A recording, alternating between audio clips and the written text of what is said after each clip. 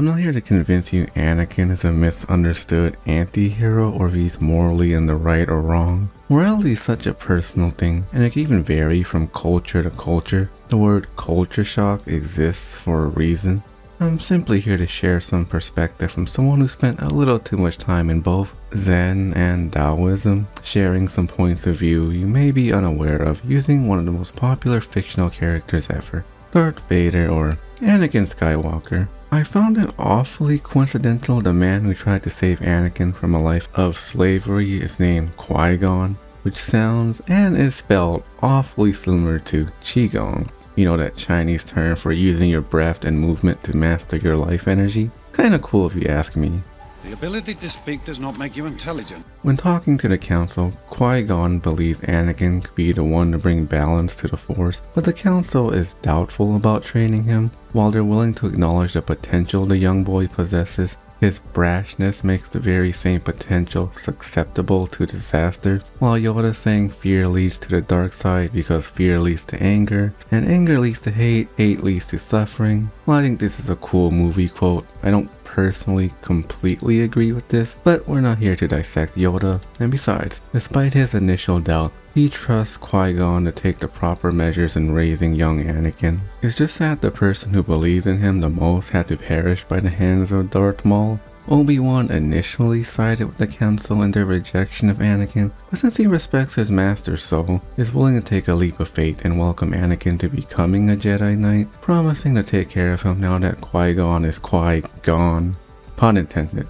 On your puns, you losers. We end the first movie with practically every living Jedi having little faith in this young man. Obi-Wan takes the plunge out of respect and honor to his master, not because he genuinely believes with certainty in Anakin's potential to do good yet. I love one of the first words Obi-Wan shares with Anakin in the second movie, to be mindful of his thoughts as they betray him. It's more towards his limerence for Padme and how it will distract him from his mission, but that's something you learn in Zen. It will be more accurate to phrase it as, be mindful of your thoughts. They can betray you. And there's a difference between your thoughts about reality and the lived experience of reality. And while the two aren't inherently separate, one is deeply personal, and the other doesn't necessarily care to make you personally special. Which is why it's often useful being able to differentiate fear from anxiety. One is something your body is experiencing, and the other is a mental reaction. They can go hand in hand, but you can't experience anxiety without fear, but you can experience fear without anxiety, and fear can be a good thing. If you weren't afraid of a wild tiger, your body wouldn't give you the adrenaline to react to its unpredictability,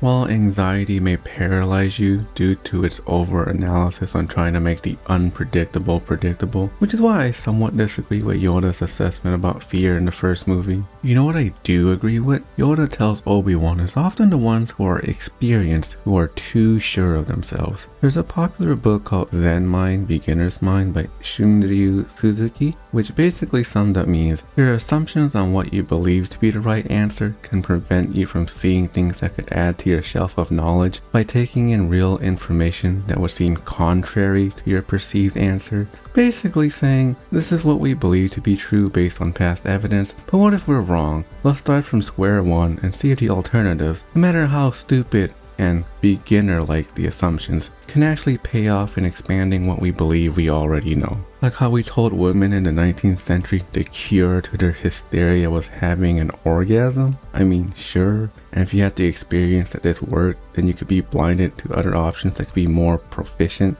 I don't know, like medication, lifestyle changes, and a strong support system. I mean, I don't doubt an orgasm would improve somebody's mood, but I doubt it would cure someone's agoraphobia. But maybe you had such a mind-blowing orgasm that you no longer experienced anxiety. In that case, feel free to share with us because I'm sure we're all curious, for science, of course. So I like Yoda, despite his doubts. He has an open mind. I'm just not sure everyone else feels the same way as he does. Everything Anakin does on his first mission alone has to be run by the Council or Obi-Wan. And remember, Anakin never really had the proper nurturance growing up a slave and losing Qui-Gon. While I don't doubt Obi-Wan's teaching for a Jedi Knight, Anakin still needed an adult figure to nurture him into a well-rounded human being. And I do believe Obi-Wan dabbled a bit in Anakin as a person and not just a Jedi, but I find it quite sad he prioritized the teachings of the Jedi over teaching Anakin to be curious in his own autonomy. Suppression can look like peacekeeping, but what you suppress has harmful side effects that manifest in ways that are often blind to you.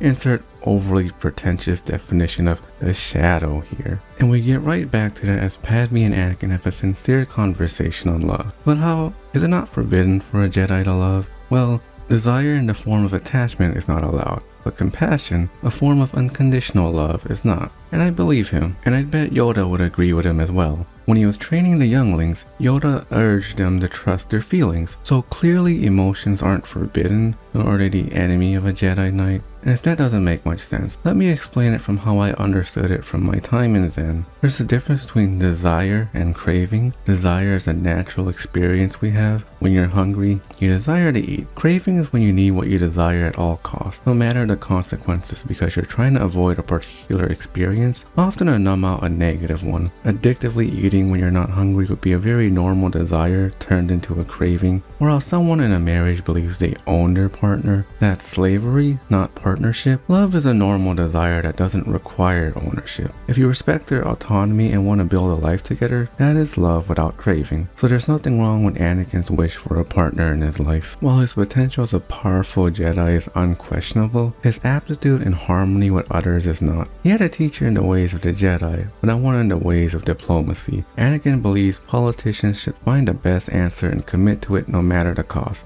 See what I did there? No matter what the cost. Padme refutes by telling him that this is what they do, but people can disagree with one another. But Anakin only knows how to solve problems by way of force, and that's what he believes is what they should be doing instead of wasting time arguing on who's right. Padme is rightly discouraged and saying that's a dictatorship, only for Anakin to speak, if it works. And for someone with such formidable power, it's easy to see how force can be an easy answer. I mean, if that's all he's known how to get what he wants, then it makes sense why he thinks that way. Anakin is part of such a prestigious group, but their teachings begin and end with doing the right thing as a Jedi, not as to teach a person how to form their own personal opinions and understand the nature of their desires. It would be foolish to believe duty could erase someone's biases, as we'll get to later. Perhaps if Qui-Gon were alive to parent that young boy, or anyone in the council, really, maybe force wouldn't be his only talent. One part of his humanity he clearly wanted to develop was a commitment to love, but with the situation they're in, he's only met with renunciation. While he kisses Padme, the only words returned are one of mistake. It's impossible for them to be together. Their roles wouldn't allow for such a flower to bloom. Even when he asks for her to be true to her feelings when she answers, does she not feel the same way as he? Her hesitancy to talk lets the only thing he was able to decide he wants, and not what others told him to, should be important, withers. Rejection makes us feel vulnerable. It's difficult to make a clear-headed decision when your mind is scrambling to enforce damage control, or a body that feels like it's just been pierced through the heart. Snowballing when he learns his mom is being tortured by raiders. He simply can't see them as anything more than lowly animals, and animals don't deserve mercy as he slays their entire camp. Not the only person who's cared for him as a human being, and not because of his potential with the Force, not because of his title of Jedi, but because he's her son and she loves him for being her baby boy. Now that she's gone, he doesn't have any emotional pillar keeping his feelings from hitting rock bottom. When he does lose his footing and the depth of his isolation becomes clear, he throws a tantrum. And I don't mean that in a demeaning way or that tantrums are a thing for babies. Adults throw tantrums too, and we offer less grace than we do an infant because they should know better. But when we're in this much distress, no amount of reason can persuade them from what their thoughts are forcing them to believe. There's the Sanskrit term, samskara, which basically just means coming up with a distorted belief about life based on a past experience, usually used for a negative experience. Just for an example to make this easier to digest, it's like if a person rejected you and because it hurt, you create a belief that no one likes you. Is it true? No. Does it feel real? Yes. And the pain itself isn't what creates the samskara. It's a belief formed to mitigate the hurt from an experience. If you can take the emotional hit without making a grand statement about how you understand the experience of love and rejection or whatever, No samskara is formed. No untrue mental framework to keep you from being genuine and living an authentic life, where pain isn't avoided nor suppressed, versus one limited to avoiding things you believe are hopeless to put your energy towards because you're afraid to experience pain in its most unguarded form. There's psychological suffering, which is all created in your mind that seeps into harming your body, which is completely avoidable. And there's the one that's simply a part of life and cannot be avoided even if you do everything right, and that's pain. Our first big sign of Anakin's samskara, his descent to the dark side, to hide from the light his tenderness by burying it in his shadow, that the only reason he experiences pain and seeing pain only as a sign of weakness is because he isn't powerful enough. I don't believe it's Anakin who melts down in front of Padme, screaming that Obi-Wan's restraint is why he isn't strong enough to prevent his mother's death. If he had only been stronger without the limitations the Jedi are imposing on him, and if he can just break off those chains, he could even eradicate death. I'm pretty sure it's Darth Vader, not as a split personality, but just as a moment where you're too overwhelmed to be true to yourself and fighting on survival instincts. I'm sure we've all said things we didn't mean when we're seeing too much red. I think it's a harmful assumption to believe. Just because something is said in anger, it makes it more authentic. Assuming our true nature is inherently vile is a depressing way to live. And while anger is very much a part of being human, so is every other part of the emotional spectrum, and it's a sad sight when Padme tells him it's human to be angry, but Anakin refuses to let her words of reassurance in. He's a Jedi, he should be better than this anger. Something I see in a lot more than a few adept spiritual practitioners I've met, and we'll come back to that topic in a bit. I'm going to explain the difference between anger and hate when we get to episode 3. He does get a moment of reprieve, as when things seem dire that we're allowed such a moment of vulnerability. When he's about to be killed off with Padme, she drops the facade she's been wearing to keep the peace between them and their duty. I mean, if there's never going to be another chance to be true to herself, this is it. She has to let him know. Her feelings are reciprocal. She does love him as he does her. Even in the face of death, he's graced with the affirmation he's been so desperately seeking. But like any and all experiences, this too shall pass, both the bad and the good. Anakin already tried to suppress it in episode 2, but it's been 3 years. We don't know just how much more unconscious his rage has accumulated since. Dooku has an idea. He can sense the underlying anger, the hate he doesn't know what to do with. And here's where we'll briefly go over the difference between the two. Anger is a sensation you feel in your body. Hate is personal. It puts a target on someone's back. Anger can arise for any reason, even none at all. But the hate, you must have a specific targeted reason. Becoming angry because someone punched you is one thing. Hating someone because of the color of their skin is something else. Does that make sense? Despite the maturity years can bring, Anakin is still in a vulnerable state. He lacks conviction. He still wants someone to point out and tell him what the right thing to do is, something he was never nurtured to learn himself, which is why although he hesitates to lower his blade, he outright says it is not the Jedi way, but that's something the Jedi imposed on him, not something he's come to understand by his own volition. And because he lacks an understanding of his own set of principles, he's easy to manipulate. Easy enough for a few words from Palpatine to convince him to go through and take Dooku's head. And trust me, people who don't want to hurt others can be convinced to. People who were part of a science experiment who were told to shock the patient despite their cries in agony did so not because they were malicious, but because they felt the need to be compliant, and a whopping 65% of them administered the highest lethal dosage. You can look up the Milgram experiment if you'd like to learn more. When you lack a sense of self to stand up for what you believe in, not only will you betray others, but also yourself and your own beliefs. And I'm confident Anakin lacked such grounding in his own principles that having any authority figure who made him feel good about himself would be easy pickings for them to influence him. Remember, most of the Jedi had no trust in Anakin, only hesitancy that his potential would bring about destruction. You can't feel safe in an environment where everyone feels antagonized by your very existence, and it's clear Anakin is a good kid. And I say kid not because of his age, but how he craves the validation of others for his decisions. He can't see the difference he's able to make yet, deflecting Obi-Wan's compliments for a job well done, saying it was thanks to his guidance he was able to do so, which is true, but also feels like he doesn't have the ability to feel proud of his own hard work put in the process, almost feeling like an imposter. Anakin is similar to a gifted kid who people put all their expectations on without ever wondering what his opinions are. Speaking from experience, I never accepted compliments either growing up. But I learned accepting a compliment isn't about boosting my own ego, but a moment of connection.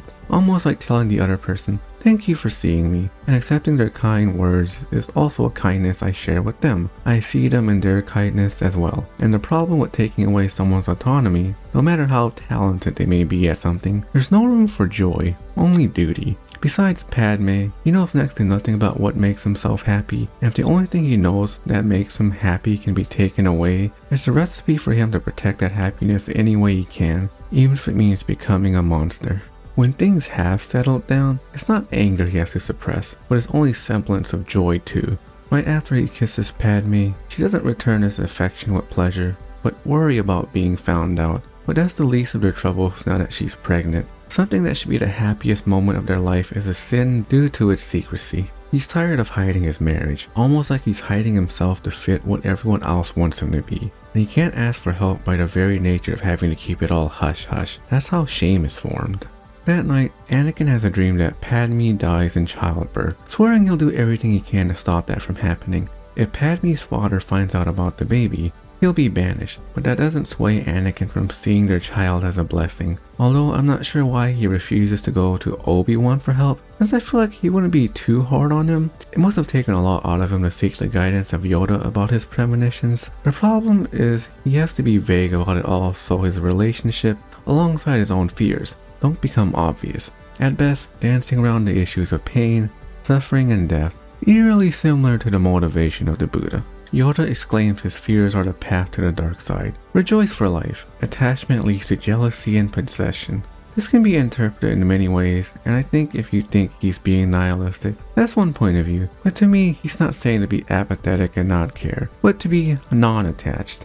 To attach is to pull towards, to detach is to push away. To be non-attached is to neither push away or pull towards. A simple concept that people often get confused or overcomplicate. You've heard the phrase, the middle way?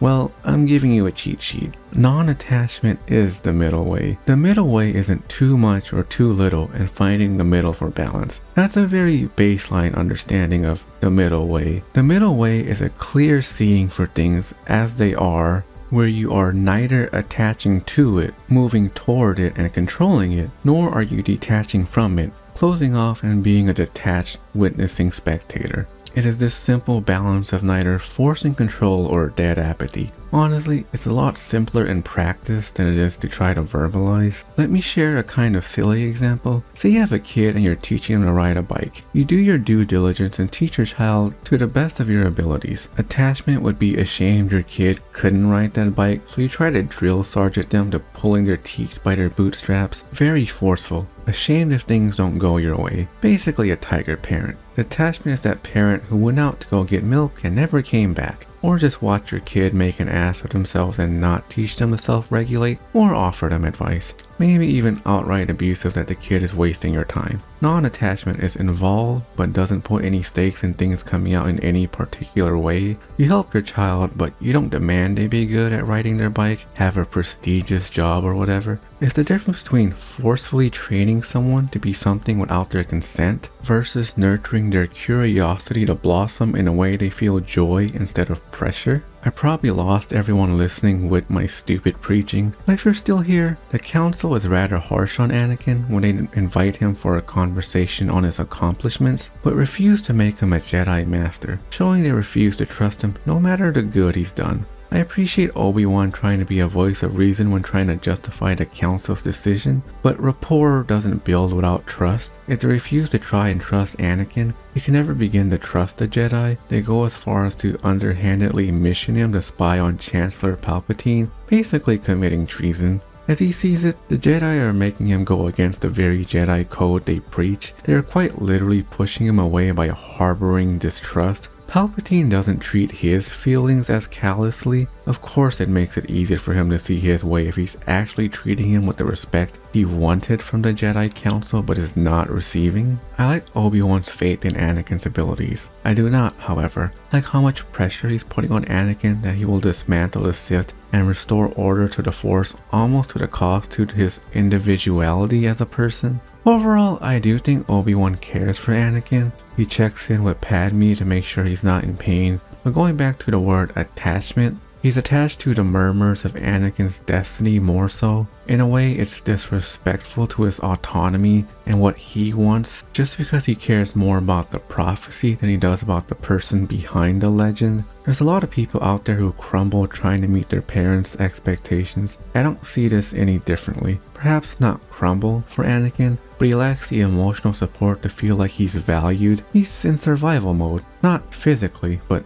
psychologically. To them, he's hardly a person at all, just a means to an end. Listen, I agree with Padme's wishes for democracy, but there's a reason Anakin was taken aback at her request to use his position to persuade Palpatine. Her words make it seem like she cares more for what Anakin can do versus Anakin as a person. Of course he would reel back when the person he loves most acknowledges his usefulness over his humanity. You don't get someone to listen to you by antagonizing them. I'm going to interject my opinion and say, while I dislike Anakin's actions in this movie and all the harm he's done, I also feel compassion for someone whose soul feels unheard, all while the noble Jedi are asking him to accomplish in the shadows. I'm not here to justify the pain he's caused. His path to darkness makes a good story for me. And maybe if the council treated him better, he'd be less likely to be so open to believe Palpatine. Maybe then he would be open to asking for help from them to prevent losing the love he so cherishes, instead of being seduced by the dark side to do so for him.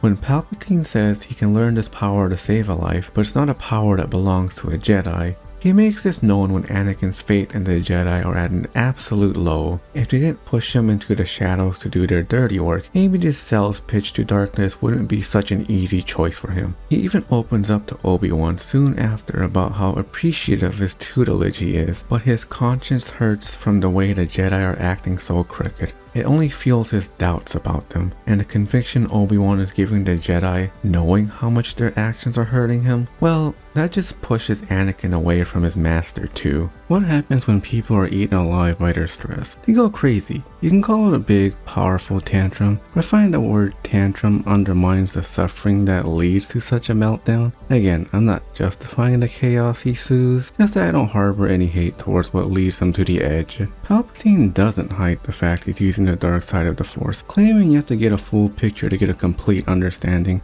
And while I think he's quite a rude boy, I agree with him. It reminds me a lot of checked out Buddhist practitioners who are so far stuck on being detached, they don't realize they are attached to aversion or attached to non-attachment. But you know, oneness means all one, and all includes everything, not just the stuff you agree with. Being a monk doesn't mean there's no more shadow. If anything, denying your shadow simply lets it work its magic unconsciously. I'm going to share one of my favorite quotes by Zen master Dogen Zenji. Before one studies Zen, mountains are mountains and waters are waters. After a first glimpse into the truth of Zen, mountains are no longer mountains and waters are no longer waters. After enlightenment, mountains are once again mountains and waters once again waters. Just like that Zen swirl thingy, it's almost an Ouroboros that eats itself where you can't camp out on one spot or the other, neither attachment or detachment. Non-attachment, basically. I'll go into more detail about the quote later if you're interested.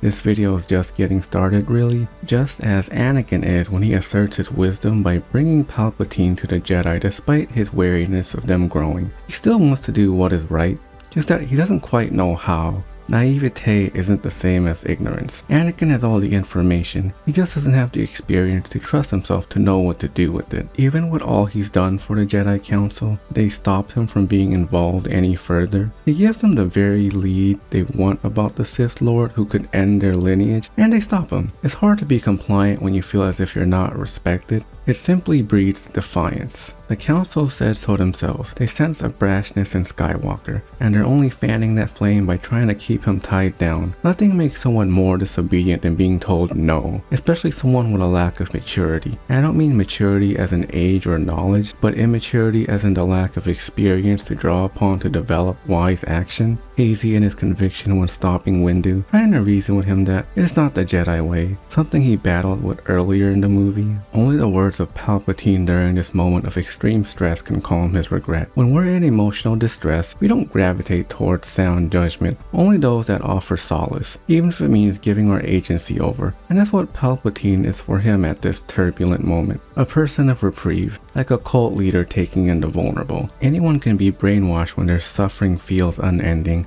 going so far as to abandon his compassion, something he claimed in the previous movie as unconditional love for passion, attachment, control for Padme and his child to obey his will, not their own. Anakin is no longer himself. Mace Windu wasn't the only one slain during that fight. Anakin fell so Darth Vader could rise. The Jedi turned against me. Don't you turn against me? I don't know you anymore. This fall from grace, it can happen to any one of us, even the noblest of us. Noble intentions don't always translate to noble results, like a church goer who hates their kid for having different beliefs. We can't really make a blanket statement for anything, even for things that are seen as beneficial.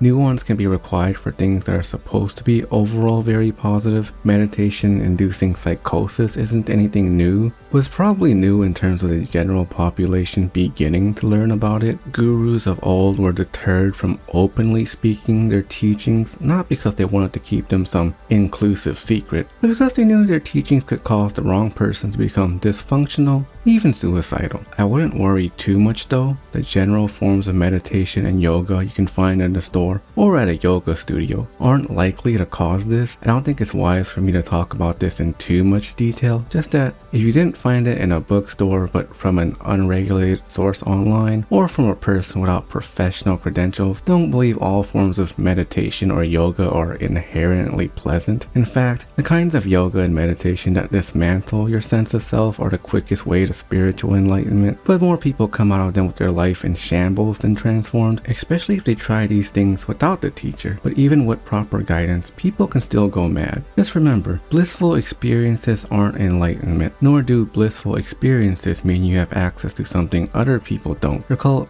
yams. Basic meditation may get you to experience these, maybe, but the incredibly esoteric and very dangerous forms of meditation make them far more likely to occur. The problem is, people have these experiences of feeling one with the universe for a moment. Everything merged. Colors, sights, and sounds became extraordinarily vibrant. They can believe they've transcended. And because they can talk like they have, they get a big spiritual ego. And I've had them. I also have friends who've tried psychedelics, and when they describe the trip, it sounds eerily similar to some of the experiences I've had with meditation, but the biggest difference is I was sober the entire way through, and when it was over, I didn't crave another hit the same way they did. It was like a nice little gift that came and went, like a lover taking me on a nice vacation. Temporary, but deeply cherished. But for the people I know who've used a drug of something similar, they keep trying to recreate that trip just to feel high again, breaking their psyche apart for basically spiritual candy. There are spiritual awakenings or realizations. These are your spiritual meals. We have words for them like stream entry, kensho, satori, and many more depending on your culture. They can feel very similar to yams, but they never leave you. If your consciousness was a window, it would be as if the window was clean enough for a moment for your true nature to shine through, but not clear enough to know what your true nature is. Maybe yams are more like pretty decorations you put on your window. Pleasant to look at, but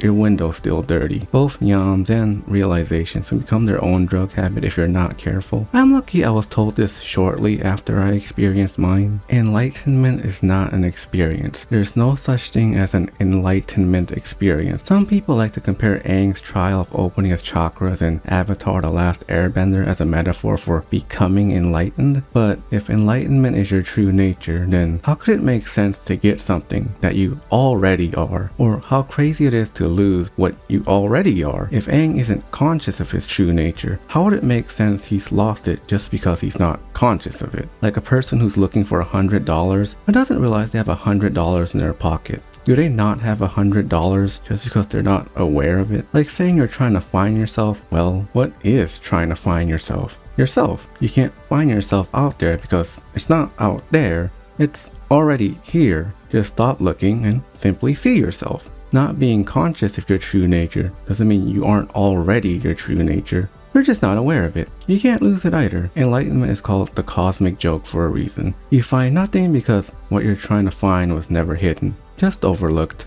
In the 2001 movie Samsara by Pan Nalin, excuse me if I pronounced their name wrong, the main character is about to finish meditating for 3 years, 3 months, 3 weeks, and 3 days. When the monks recover him, he's practically catatonic. His father left him at the monastery at the age of 5. His whole life was practically forced to follow the Dhamma, or the way of the Buddha. The guy who abandoned his palace life, ditching his wife, kids, and nation to free himself of suffering. And when the main character has finally had some food and rest, he wakes up with his garments kinda sticky, a wet dream.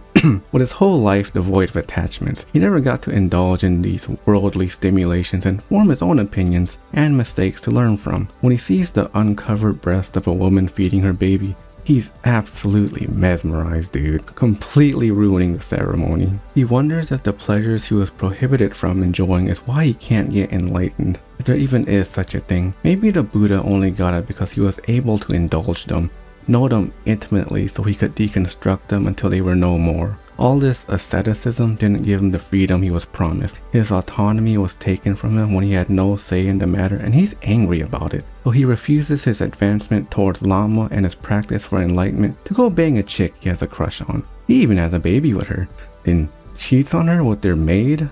Yeah. Believing it's all a-okay because the Buddhists preach detachment, and it would have been wrong to be attached to her or his kid.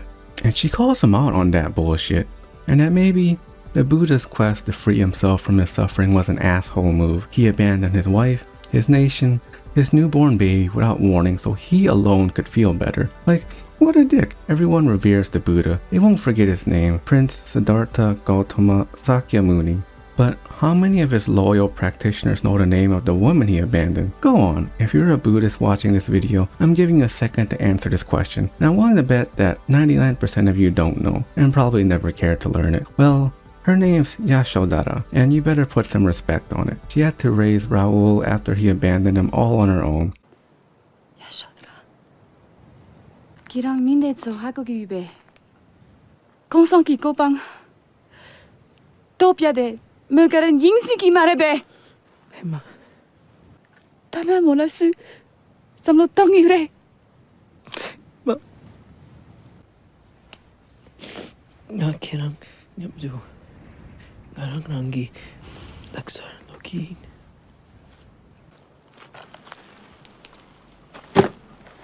Also, this movie is mad raunchy with long, drawn-out naughty scenes. If you decide to watch this 2.5 hour movie, just be prepared to see them going at it for a decent chunk. Thank you, fast forward button, and also the rewind and pause button. Okay, anyways, let's transition to something YouTube won't hate my channel for. Let's get to rage baiting. Even in a noble organization, of course there are going to be bad apples. A peaceful title doesn't precede peaceful actions, and our values of the time makes even the noblest of us possible oppressors. Women weren't allowed to be nuns or become enlightened, because as we all totally know, inner peace and spiritual transcendence is only for men. Duh. It's been nearly 3,000 years and it's gotten significantly better now, but you can still hear stories of nuns being treated as lesser than the monks. Like, damn bro. Why are we gatekeeping women from realizing their true nature? Obviously there are plenty of good people and communities out there too. Just this part of the video, I'm quickly highlighting some of the travesties I hope you could do better with. And some of you are probably going to zone out because I'm bringing in women and gender. When we take that out of the equation, monks can be quite violent themselves. I don't think this would surprise anyone who's ever delved into any religion. People can preach peace and still do harm to others with their actions, or even inaction. And teachers of your true nature and spiritual enlightenment aren't exempt from getting their own giant spiritual ego, where people have had spiritual experiences and now believe that anything they believe is true, and anyone who disagrees with them is going against the word of God. Like, what the fuck? Telling them that they would understand if they underwent an ego death themselves. Even communities who've taken the religious aspects out of these teachings to make them more inclusive to the layperson, like non-duality, have their zealots. I had an acquaintance who was dating a Buddhist and becoming one herself because of him. When she said no to him in the bedroom, he told her that's just her ego speaking. We gotta get rid of that. And the worst part is, when she talked to the group, they agreed with him. Like, what a load of bullshit. I was the only one in her life telling her to get the hell away from all that. Spiritual experiences are a double-edged sword. From a personal perspective, the few I've had have been some of my most precious moments that improved my life for the better, but what also needs to be acknowledged is that my experience is far from the only kind, as there are support groups for people who've had spiritual experiences that ruined their lives. Ego death may be overglorified and isn't a positive experience for everyone, and for some, it's just ammo they use to feel superior to others. Sounds kinda like a cult leader, not gonna lie. If you cannot weep with a person who is crying, there is no kensho. Amada Kuon. And to me, these groups misinterpret getting rid of desires or desirelessness. In the same way our bodies have specific allergies you had no choice in, your body will probably have certain preferences you didn't choose. Getting rid of that is a misinterpretation. Just as one may prefer a strawberry but is allergic to milk, it's impersonal. They probably never woke up one day and said, you know what, I'm gonna love the shit out of strawberries. Or you know what, I'm gonna decide to be lactose intolerant. Yeah, no, that just sounds really freaking stupid. Wanting to get rid of that natural desire makes it personal, an attachment. Your ego arguing against what's real for what should be. Like people telling you to replace that bread with protein bread because it's good for you, and that's why they're right and you're wrong for not proteinifying all your comfort foods. I'm not trying to say that Jedi are evil or that Buddhism is evil.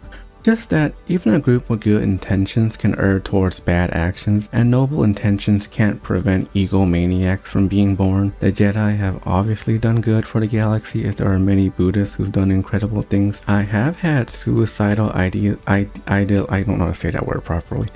Idealations at one point and another. Some of the people who pulled me out of that darkness happen to have a Buddhist background or are Buddhist teachers themselves. The main thesis of this video is how I see the lure towards darkness isn't because someone is intrinsically bad. Here we have a noble group wanting to abandon a young boy who needed to be nurtured but was raised with suspicion, causing his own to grow alongside theirs. I'm not defending Darth Vader, just seeing the humanity of Anakin Skywalker.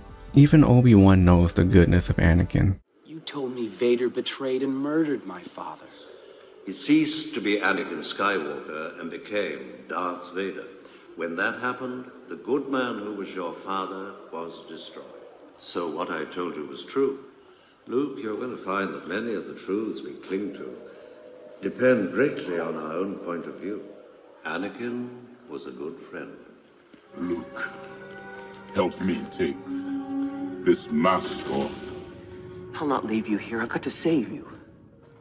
Before one studies Zen, mountains are mountains and waters are waters. After a first glimpse into the truth of Zen, mountains are no longer mountains and waters are no longer waters. After Enlightenment, mountains are once again mountains and waters once again waters. In a lot of spiritual circles I've hovered around, people are so obsessed with a higher self that's so detached from the world, the things they don't like, simply witnessing them from afar, that they deny their normal, vulnerable, ordinary self. As if the two are separate. How could there be oneness when you split yourself in two? And that just leads to an even bigger ego.